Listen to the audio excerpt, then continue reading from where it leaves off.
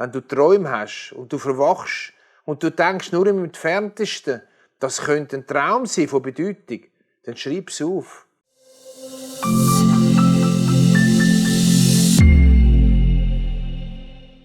Herzlich willkommen zum Bibelsee-Training. Für mich ist das Erste Testament, viele sagen Altes Testament, wobei, was heisst alt? Das Erste Testament ist für mich dermaßen spannend, lebensnah, relevant für mein Alltagsleben. Und darin möchte ich dich mitnehmen und so in dem Bibelsee-Training miteinander entdecken, wie viel das man sehen kann. Natürlich wird sich anregen, dass du noch viel mehr siehst, als ich darin sehe. Und noch etwas. Es geht nicht um theologische Ausgefeiltheiten, sondern einfach um Inspiration. Heute Bibelsee-Training Teil 5. Wir sind im ersten Buch Mose, Kapitel 37. Und der Übertitel über dieser Serie, Teil 5, heisst Josef, der Jesus-Typus. Vom Josef hat man schon viel gehört.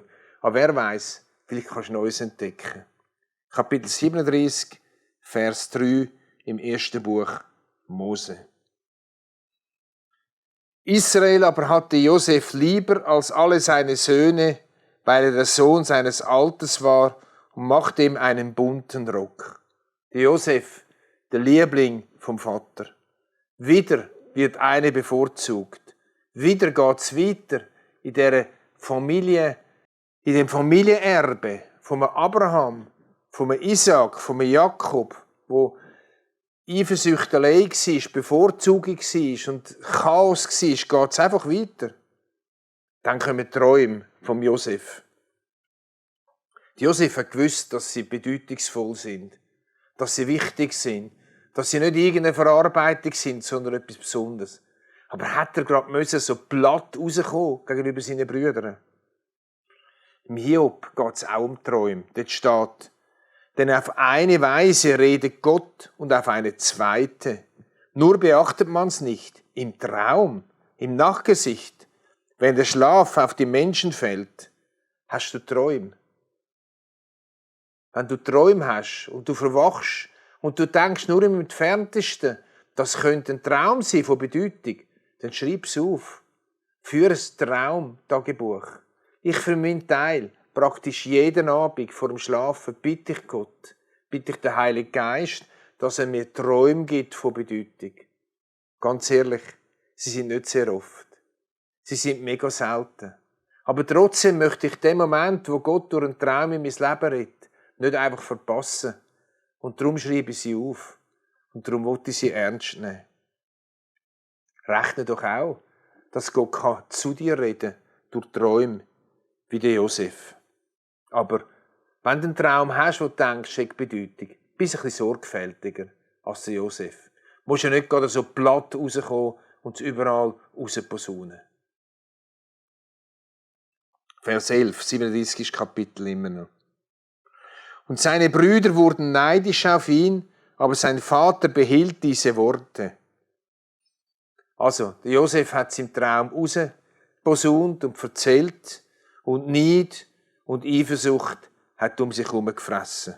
Sie hat sich entwickelt, wie ein Krebsgeschwür. Bei der religiösen Elite war das auch der Fall gegenüber Jesus.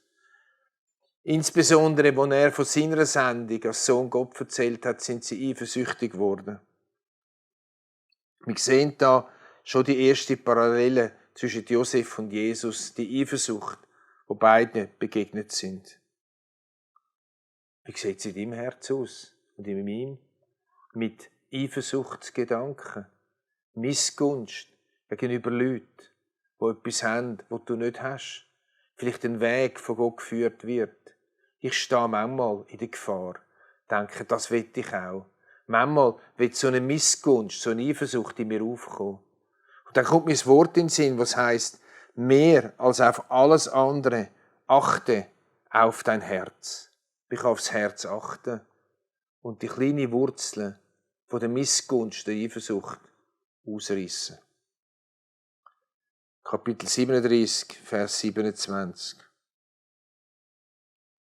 Der Josef war in der Zwischenzeit der Nähe von Dothan bei seinen Brüdern. Dann heisst es, kommt, lasst uns ihn den Ismaelitern verkaufen, damit sich unsere Hände nicht an ihm vergreifen, denn er ist unser Bruder, unser Fleisch und Blut. Brüder verkaufen Josef an die Ausländer. Parallelen. Jesus ist vom Judas verkauft worden. In Josef sehen wir ganz viel so Parallelen zu Jesus. Dann Vers 31. Da nahmen sie Josefs Rock und schlachteten einen Ziegenbock und tauchten den Rock ins Blut und schickten den bunten Rock hin und ließen ihn ihrem Vater bringen und sagen, diesen haben wir gefunden, sieh, ob es deines Sohnes Rock sei oder nicht. Die Lüge mit dem Rock von Josef, er sei von einem wilden Tier getötet worden, ist völlig jenseits. Haben die Söhne ihrem Vater noch in die Augen schauen nachher? Jedes Mal, wenn der Vater geweint hat um seinen Sohn Josef, hat sie gesagt, ja, wilde Tier, wir können alle nichts dafür. Wenn eine Tat weiterfrisst, aus dem Mord raus Lügen gekommen sind und weitere Intrigen und Schwierigkeiten. Im 1. Johannes 1,7 steht, wenn wir aber im Licht wandeln, so haben wir Gemeinschaft untereinander. Wo ist es dran, dass du ins Licht kommst mit Sachen, die unwahr sind oder Halbwahrheiten? Das Neue Testament tut immer wieder betonen, stopp, komm ans Licht, bring's ans Licht. Kapitel 39, überschrieben bei mir, ganz unten. Josef wurde hinab nach Ägypten geführt und Potiphar, ein ägyptischer Mann, des Pharao Kämmerer und Oberster der Leibwache, kaufte ihn von den Ismaelitern, die ihn hinabgebracht hatten. Josef ist im Sklavenmarkt gelandet, ganz unten. Wo sind seine Träume geblieben? Nichts mehr ist sichtbar gewesen. Hat ihn Gott jetzt wirklich fallen lassen?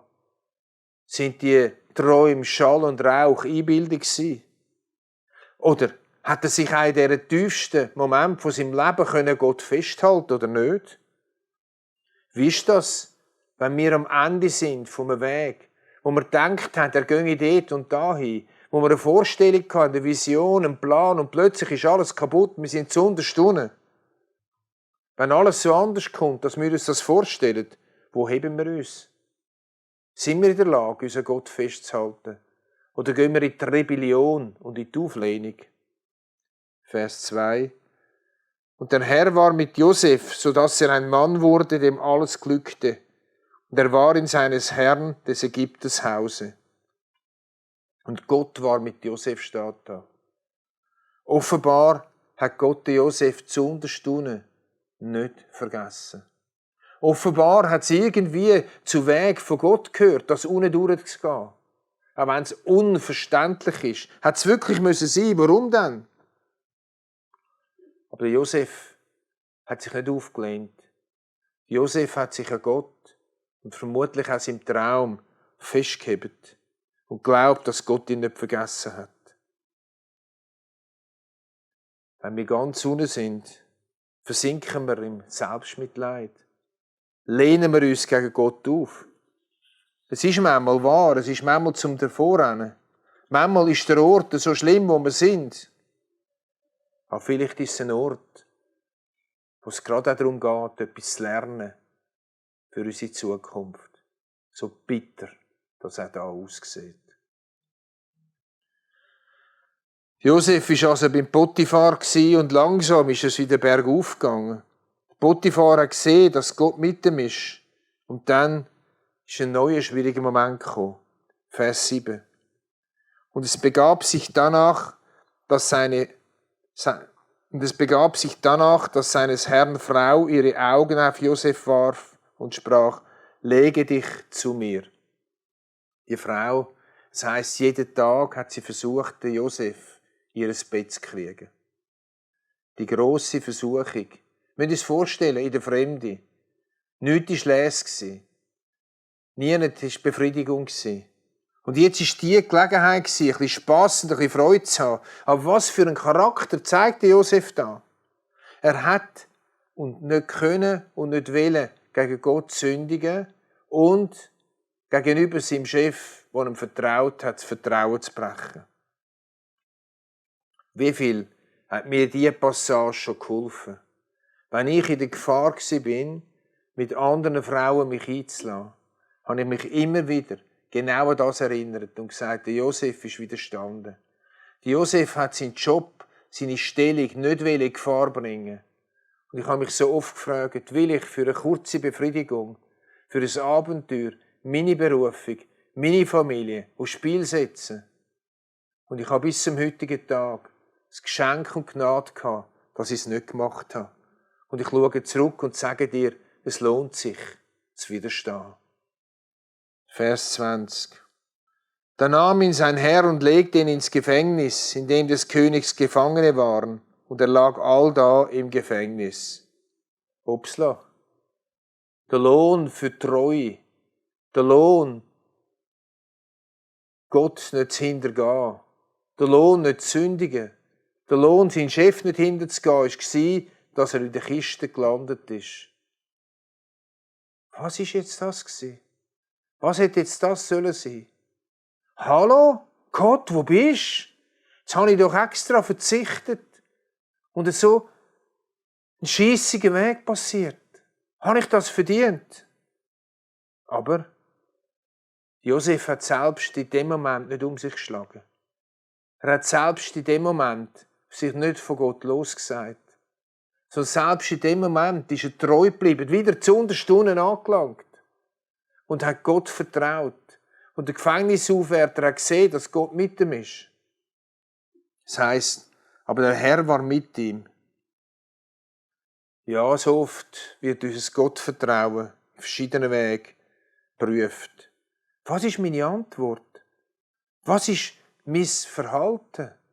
Kann ich selbst die schwierigsten Wege, das trotzdem noch sehen, dass mindestens Zulassungen, vielleicht sogar Führungen von Gott sind, an ganz schwierigen Arbeitsplätzen, bei einer Entlassung, bei einer Arbeitslosigkeit? Das sind harte Fragen. Ich weiss, sie sind nicht einfach zu beantworten. Aber im Josef sehen wir genau das. Es kann auch in ganz schwierigen Situationen heißen. Und Gott war mit ihm. 2. Korinther 1,4 heisst, der uns tröstet in aller unserer Trübsal, damit wir auch trösten können. Das Leben von Paulus zeigt, dass auch er in seinem Leiden an Gott festgehalten hat und in seinem tiefsten Moment von seinem Leben Gottes Trost erfahren hat. Ich wünsche dir genau diese Erfahrung, falls du in so einer Situation bist. Kapitel 40 überschrieben mit elendiglich vergessen. Josef hat dem Mundschenk und dem Bäcker die Räume auslegen. Und er hat dem obersten Mundschenk, der die gute Auslegung hatte, gesagt, denk an mich, wenn du dann beim Pharao bist. Und wir lesen Vers 23 im 39. Kapitel. Aber der oberste Schenk dachte nicht an Josef, sondern vergaß ihn. Wieder etwas, was daneben geht. Er kann sich nicht verlassen auf Menschen. Er hat so einen guten Dienst gemacht und er ist einfach vergessen worden. Was muss sich da alles aufgestaut haben, dem Josef in dieser Kiste vergessen? Er hat gemeint, jetzt komme ich raus. Jetzt denkt der Mundschenk an mich, jetzt holt er mich raus, aber ist wieder nichts gewesen. Gott, warum? Gott, wo bist du? Warum komme ich nicht raus? Wie bitter ist das doch? Kennst du das, von Menschen vergessen zu werden? Oder mindestens übergangen zu werden? Aber Gott vergisst nicht. Gott vergisst nie. Auch wenn der Gefängnisaufenthalt von Josef 2 ganze Jahre gedauert hat ihn Gott nicht vergessen. Im Verborgenen hat Gott seine Pläne angefangen zum Durchbruch zu bringen. Im noch Unsichtbaren. Der Josef hat bei weitem noch nichts gesehen von seinen Plänen, von seinen Träumen, die Wirklichkeit geworden sind. Hat er echt immer noch daran geglaubt? Hat er sich noch an seine eigenen Träume erinnert? Hat er an diesen Träumen festgehalten? Hebräer 10,35 heisst, werft euer Vertrauen nicht weg, welches eine große Belohnung hat. Kapitel 41, Vers 16. Endlich hat der Mundschenk sich doch erinnert an Josef. Weil eine Not war, weil der Pharao Träume gehabt und niemand die Träume auslegen können. Dann heisst es im Vers 16, wo der Pharao gesagt hat, Josef, ich habe gehört, du kannst mit Träumen auslegen. Josef antwortete dem Pharao und sprach, das steht nicht bei mir. Gott wird jedoch dem Pharao Gutes verkünden. Josef ist in der Lage, dem Pharao Träume auszulegen. Aber er bleibt total bescheiden. Er spielt sich nicht auf. Er sagt, Gott ist es möglich. Gott wird es auslegen. Wie ist das bei mir und bei dir? Wenn wir Erkenntnis haben in etwas hier, spielen wir uns auf damit? Oder können wir bescheiden bleiben? Vers 43. Und der Pharao ließ ihn auf seinem zweiten Wagen fahren und ließ vor ihn herausrufen, der ist des Landes Vater, und setzte ihn über ganz Ägyptenland. Josef von ganz unten nach ganz oben. Das gleicht ein Bild von der Auferstehung von Christus, vom Kreuz, von ganz unten. Die Auferstehung, Himmelfahrt zum Vater. Vers 46. Und Josef war 30 Jahre alt. Josef ist mit 30 Brotherr über Ägypten geworden. Jesus hat mit 30 angefangen zu arbeiten, angefangen zu wirken in der Öffentlichkeit. Das gleiche Alter. Als nun im ganzen Lande Hungersnot war, tat Josef alle Kornhäuser auf und verkaufte den Ägyptern, denn der Hunger war je länger, je grösser im Lande. Josef war jetzt Brotherr über alle hungernden Menschen von der ganzen damaligen Welt. Er hat Brot gehabt, er hat die Brotspeicher aufgetan und hat die Brot verkauft. In Johannes 6,48 sagt Jesus, ich bin das Brot des Lebens. Jesus ist das Brot in dem Bild von Josef für alle Menschen, die Hunger haben. Nur, wo treibt dich der Hunger hin? Das ist die Frage. Wo treibt mich der Hunger hin? Es gibt so viel, wo heute angepriesen wird, dass unser Hunger gestillt wird. Menschen, die Ägypter und die anderen der umliegenden Länder mussten zum Josef gehen. Bei Jesus ist Brot fürs Leben. Ob wir es glauben oder nicht. Bei Jesus können wir essen. Das tun wir dann im Gebet, der Gemeinschaft mit ihm und im Lesen vom Wort Gottes. Wir nehmen jetzt ein paar Kapitel zusammen, Kapitel 42 bis 44, und schauen dem Josef seine Wege mit seinen Brüdern an. Wir können nur ein paar Ausschnitte nehmen. Ich nehme an, die meisten kennen die Geschichte. Vers 5. Aber Josef war Regent im Lande und verkaufte Getreide allem Volk im Lande. Als nun seine Brüder kamen, fielen sie vor ihm nieder zur Erde auf ihr Antlitz. Und Vers 7. Und er sah sie an und erkannte sie, aber er stellte sich fremd gegen sie und redete hart mit ihnen. Jetzt hat sich der Weg vom Josef mit seinen Brüdern entwickelt. Noch sind die Brüder die Augen gehalten gewesen. Sie haben noch nicht erkannt, dass sie den vor sich haben. Der Brotherr über Ägypten, der ist, den sie verkauft haben. Wie hätten sie daran glauben können? Jesus ist auch Brotherr für seine Brüder, die Juden. Die ihn den Römer ausgeliefert haben, die ihn verkauft haben. Noch sehen die Juden ihn nicht als Messias. Noch sind ihnen die Augen zugehebt. Aber Jesus hat die Juden nicht abgeschrieben. Er geht mit ihnen einen Weg. Das sind seine Brüder. Es ist sein Volk. Er wird noch mit ihnen zum Ziel kommen. Auch sie sollen Brot bekommen. Er will Christus Brotherr sein. Nicht nur für die Heiden, nicht nur für uns, sondern auch für die Juden. Kapitel 45, Vers 3. Jetzt kommt der Showdown, jetzt kommt der Moment der Wahrheit. Und er sprach zu seinen Brüdern, ich bin Josef. Lebt mein Vater noch? Seine Brüder konnten ihm nicht antworten, so erschraken sie vor seinem Angesicht. Was für ein Moment, wo die Brüder ihren Josef erkannt haben. Ein Moment von Schrecken, aber nachher auch von Freude. Es ist so, wie es im Sacharja 12,10 steht über Christus. Und sie werden mich ansehen, den sie durchbohrt haben. Oder im Römer 11,16. Und so wird ganz Israel gerettet werden, wie geschrieben steht, es wird kommen aus Zion der Erlöser, der abwenden wird alle Gottlosigkeit von Jakob. Was für ein Tag wird das sein, wenn wirklich das Volk Israel die Gesamthaftheit, der Messias, der Jesus, der Christus als ihren Messias erkennt. Es gibt bei Gott keine Ersatztheologie. Freund, wie sieht das bei dir aus? Glaubst du, dass der Josef, der Jesus, einmal sein Volk wird retten, gesamthaft? Dass er nicht einfach auf die Seite gestellt hat und jetzt mit uns Christen weitermacht? Es macht mich traurig, dass ein christlicher Kreis, die Ersatztheologie, dass wir Christen das Volk sind, so um sich greift. Nein, Gott bereut seine Berufungen nicht. Der Jesus wird sich mal die Juden als gesamthaft zeigen. Und dann ist das wahr, was Jesus sagt, ich habe Schafe aus verschiedenen Stall.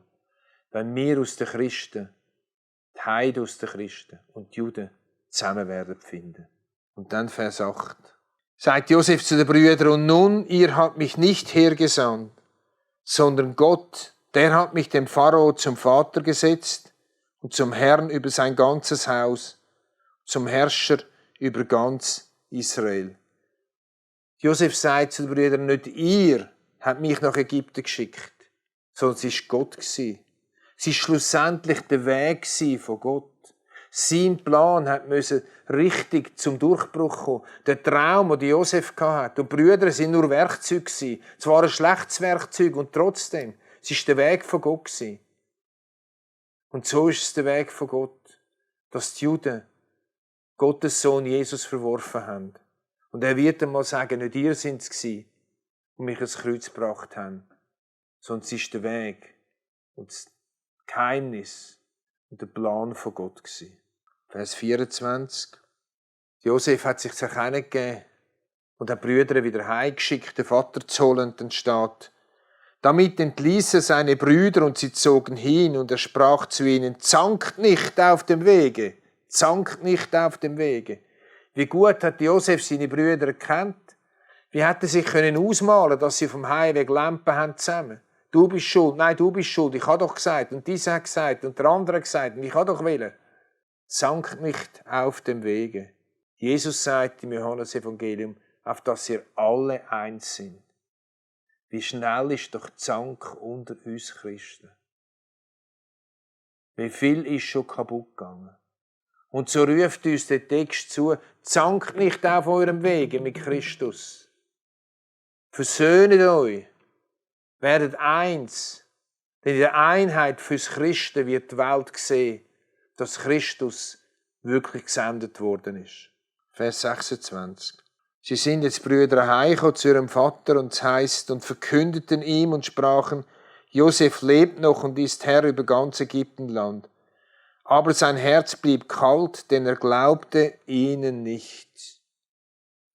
Manchmal geht es uns so wie dem Jakob, dass wir nicht mehr an eine positive Wendung von Gott her glauben können. Dass wir nicht mehr im Entferntesten damit rechnen. Und dass, wenn uns eine gute Nachricht erreicht, dass Menschen sagen, Gott kann und Gott wird, wir das nicht mehr glauben, weil unser Herz so verbittert ist. Wie sieht es in deinem und meinem Herz aus? Wir kommen zum Kapitel 47, überschrieben mit Josef kauft Ägypter mit Hab und Gut. Und Josef brachte alles Geld zusammen, das in Ägypten und Kanaan gefunden wurde, für das Getreide, das sie kauften, und er tat alles Geld in das Haus des Pharao. Die Josef, der hat alles zusammengekauft. Sie haben Hunger gehabt, sie mussten kommen, aber Josef hat alles zusammengekauft. Und so heisst es im 1. Korintherbrief von Christus, ihr seid teuer erkauft. Ich bin erkauft von Christus. So wie die Ägypter erkauft worden sind, vom Josef für das Haus vom Pharao, so sind wir durch das Blut von Christus erkauft worden. Das ist eine gute Nachricht. Die Ägypter haben vom Josef Saatgut bekommen. Und sie haben nachher einen Teil von dem, was gewachsen ist, dem Josef wieder abgeben. Sie sind nicht mehr Eigentümer vom Saatgut, sie sind nicht mehr Eigentümer von ihrem Land, sondern sie sind plötzlich in einer neuen Stellung, nämlich der Stellung der Verwalter.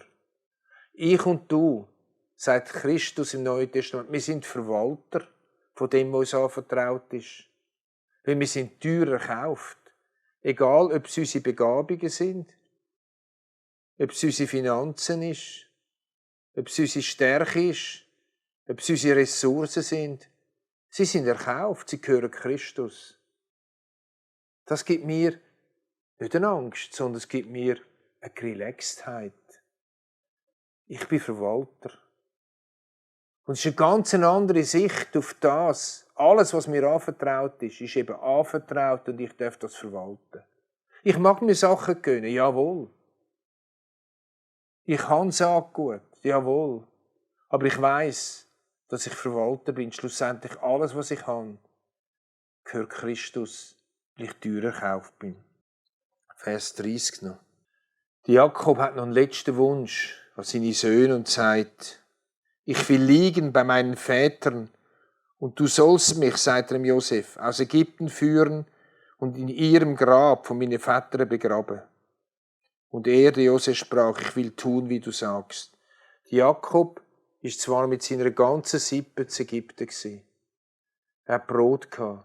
Aber er hat daran geglaubt, dass das wahr wird, was die Verheißung war, an Abraham, an Isaac, an Jakob und an ihn selber, dass er eines Tages wieder wird, in dem Land Israel wird leben und dort wird sein.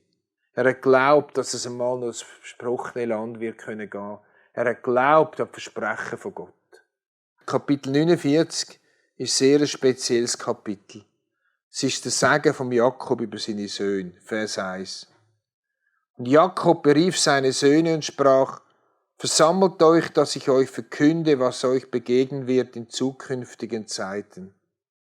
Spannend, für dich einmal das durchzulesen und zu schauen, was hat sich bei welchem Stamm wirklich erfüllt. Besonders ist natürlich ein Segen, den lesen wir im Vers 8. Juda, du bist's. Dich werden deine Brüder preisen. Deine Hand wird deinen Feinden auf dem Nacken sein. Vor dir werden deines Vaters Söhne sich verneigen. Juda, du bist's. Vor 3000 Jahren, der Segen, Juda, du bist es. Und es stimmt bis zum heutigen Tag.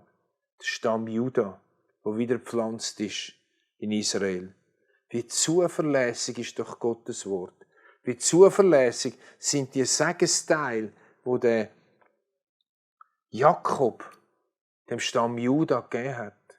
Über 3000 Jahre hat es sich erfüllt. Und wir dürfen es heute miterleben, wie aus dem Stamm Juda die Juden wieder zurückgekommen sind auf Israel. Kommen wir zum Schluss. Kapitel 50. Rechnen mit der Souveränität von Gott, habe ich überschrieben. Da sagte Josef zu seinen Brüdern, ihr gedachtet es böse mit mir zu machen, aber Gott gedachte es gut zu machen, um zu tun, was jetzt am Tage ist, nämlich am Leben zu erhalten ein großes Volk. Ihr gedachtet es böse mit mir zu machen, aber Gott gedachte es gut zu machen. Menschen können Schlechtes im Sinn haben, aber Gott kann es brauchen und Gutes daraus machen. Wir sind nicht in der Hand von Menschen, sondern in der Hand von Gott. Wie gewaltig, wenn trotz Schmerz, vielleicht sogar Verrat, Verunglimpfung und Verlassensein wir mal sagen können, wenn wir zurückschauen, nicht drin hinein, im Zurückschauen. Gott hat trotzdem etwas gemacht. Denn Gott kann aus Mist, wo Menschen uns manchmal tun, auch Dünger machen. Kommen wir zum allerletzten Vers, Vers 24. Und Josef sprach zu seinen Brüdern, ich sterbe, aber Gott wird auch gnädig heimsuchen und aus diesem Lande führen in das Land, das er Abraham, Isaak und Jakob zu geben geschworen hat. Nicht nur der Jakob ist sich sicher gewesen, auch der Josef ist sich sicher gewesen, dass einmal seine Brüder, die ganze Hebräer, die ganzen Israeliten mal werden zurückkehren, dass das Verheißung, das Versprechen von Gott wird stimmen. Darum hat er gesagt, wenn ihr zurückkehrt, nehmt dann meine Überreste mit, weil ich glaube daran. Hey, das war es aus dem Leben von Josef. Ich wünsche dir einen fröhlichen Tag und eine gesegnete Woche. Tschüss. Dieses Video ist nur möglich dank freiwilliger Unterstützung der Community. Unser Ziel ist es, täglich ein neues Video zu veröffentlichen. Um dieses Ziel zu erreichen, suchen wir 365 Videopartner, die uns mit je 150 Franken pro Jahr unterstützen. Als Videopartner trägst du direkt dazu bei, dass noch mehr Menschen das Evangelium hören und im Glauben ermutigt werden. Melde dich jetzt als Videopartner an unter www.livenet.ch/Videopartner.